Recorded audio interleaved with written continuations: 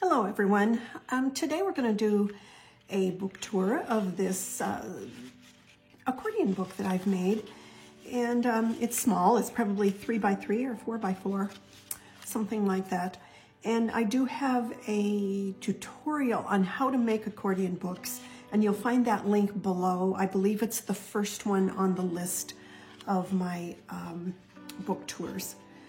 Anyway, so once you've made that, really what you do is, this one is actually a month, for a whole month. I called it 30 days for 5 minutes. And it's really kind of funny because on the cover of it, I had put November. And then I realized sometime later that no, that wasn't from November, it was from September. And then rather than remake that or cover that cover up, I just put nobody knows the day, month, or year during COVID. And I do that sort of a thing rather than to make a big production out of a mistake. Just own it.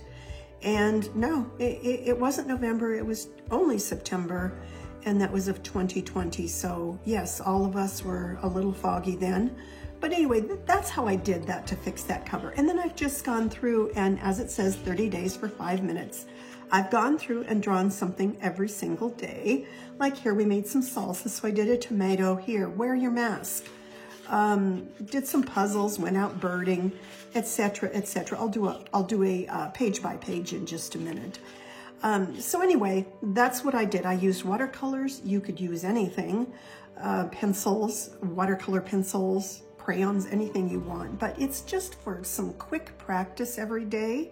And I basically kind of allotted myself 5 minutes to come up with any of these little designs. A coffee cup, big deal. It's nothing special. It's not going to win any prizes for fancy art. It's just spending 5 minutes every day for a month. And it's just practice mixing colors, practice sketching. And next we're going to do a page by page of this so you can have an idea of the type of thing I would put in a 5 minute a day journal, so to speak.